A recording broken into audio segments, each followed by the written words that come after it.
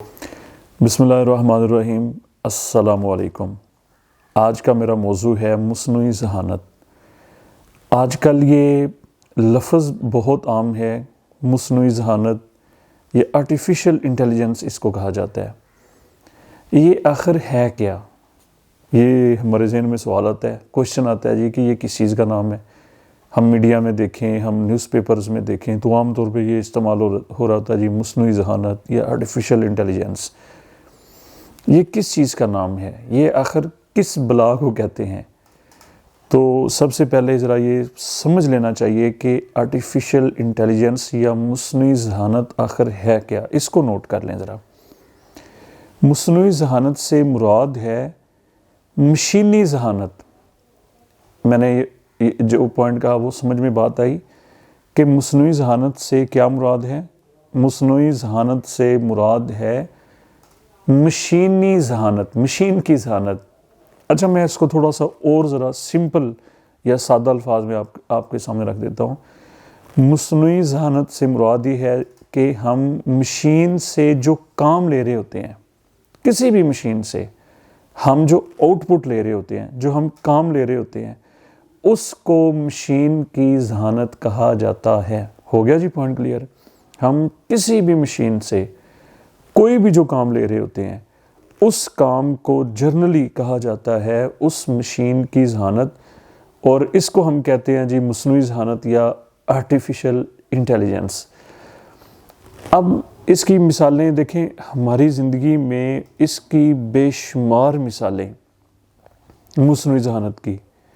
فرض کر لیں ہم بائک میں یا اپنی گاڑی میں ہوا بھروانے کے لیے چلے جاتے ہیں، تو وہ جس مشین سے ہماری گاڑی کے ٹائر میں ہوا بھر رہے ہوتے ہیں اس کو انہوں نے سیٹ کیا ہوتا ہے جی۔ فرض کر لیں کہ 30 پوائنٹ ہوا بھرنی ہے، انہوں نے 30 کے اوپر اس کو ایڈجسٹ کیا ہوتا ہے، جو ہی 30 ہوتی ہے وہ ٹوں ٹوں کر دیتی ہے، اور یہ مشین کا ورک ہے، یہ مشین کی انٹیلیجنس ہے۔ ہم کسی بیکری پہ چلے جاتے ہیں، فرض کر لیں ہم نے وہاں سے 1 کلو چینی لینی ہوتی ہے، تو وہ مطلب کہ وہ اس کو جو میئر کر رہے ہوتے ہیں، ویٹ کے اوپر رکھ کے اس کا ویٹ کر رہے ہوتے ہیں، تو وہاں پر چینی کی پرائس مینشن ہوتی ہے، اور ساتھ میں مطلب کہ جو ہی وہ وزن پورا ہوتا ہے یا وہ اس کی جو پرائس جو ہوتی ہے، تو وہ فوری طور پہ اس کا رزلٹ جو ہے وہ باہر آ جاتا ہے۔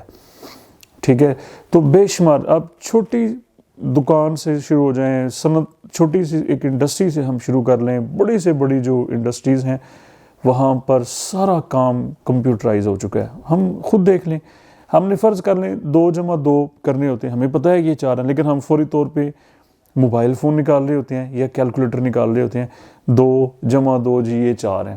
تو یہ سارا کام جو ہے اس کو کہتے ہیں مشینی ذہانت یا آرٹیفیشل، اس کو انٹیلیجنس کہا جاتا ہے، مصنوعی ذہانت اس کو کہا جاتا ہے۔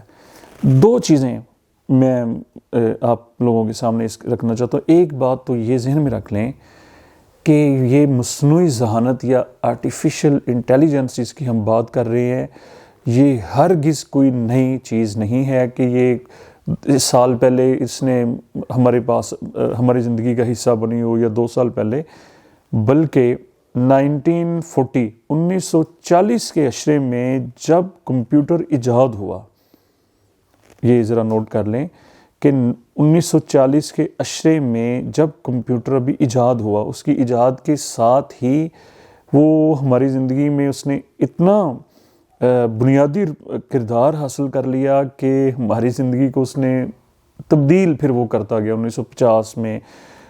اس کے بعد پھر وہ کام تبدیلی کی طرف گامزن ہو گیا۔ یعنی کہ یہ کام اگر ہم کہیں کہ یہ مصنوعی ذہانت کہاں سے سٹارٹ ہوئی یا کب ہماری زندگی میں اس کا نزول ہوا، تو یہ 1940 سے یہ سلسلہ شروع ہے، یہ نئی چیز ہرگز نہیں ہے۔ پوائنٹ کلیئر ہو گیا؟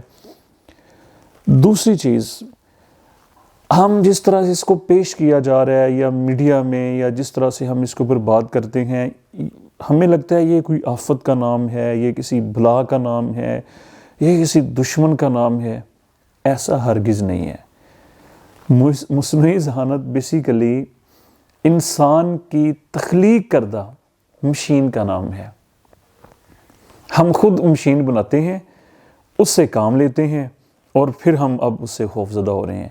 مطلب کہ یہ خوف زدہ ہونے کی ضرورت نہیں ہے، یہ ہماری اپنی بنائی ہوئی مشین کا نام ہے جو ہمارے اپنے ہاتھوں، ہمارے اپنے دماغ نے سوچ کے اس کو تخلیق کیا ہے. یہ انسان کی تخلیق ہے. یہ دو چیزیں ذرا اپنے ذہن میں رکھ لیں.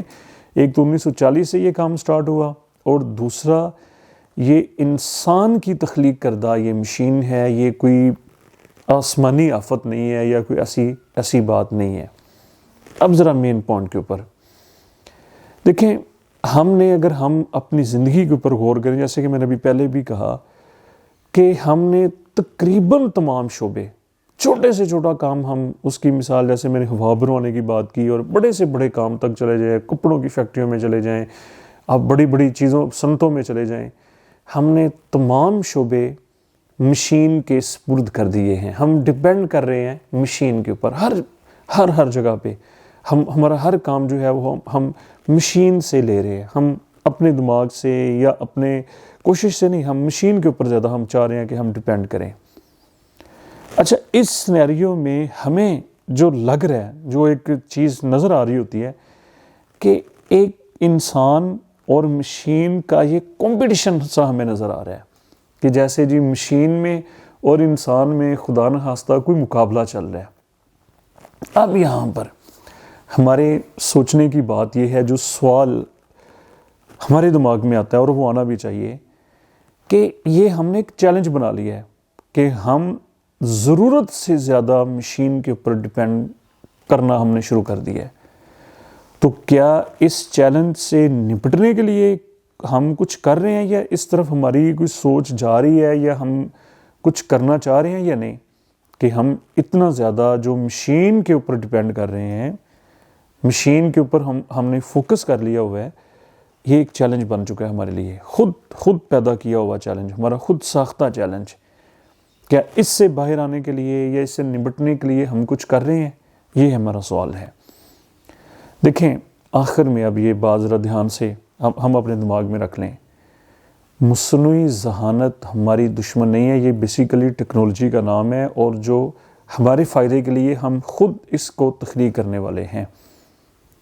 مصنوعی ذہانت ہم سے تقاضا کر رہی ہے کہ انسان خود متحرک ہو جائے. ہم ذرا اپنے عمل کی اصلاح کر لیں اور بطور انسان ہم ذرا متحرک ہو جائیں. یہ مصنوعی ذہانت ہم سے تقاضا کر رہی ہے کہ میرے اوپر ملبہ ڈالنے کی بجائے، میرے اوپر ہی ڈیپینڈ کرنے کی بجائے، ہم خود سے ذرا متحرک ہو جائیں اور خود کچھ کرنے کی پوزیشن میں ہمیں آنا چاہیے. یہ تھا جی میرا آج کا ٹاپک. امید کرتا ہوں کہ آپ کو ضرور پسند بھی آیا ہوگا، اور کمنٹس میں ذرا اپنی رائے کا ضرور اظہار کر دیں. آپ لوگوں کا شکریہ. اللہ حافظ.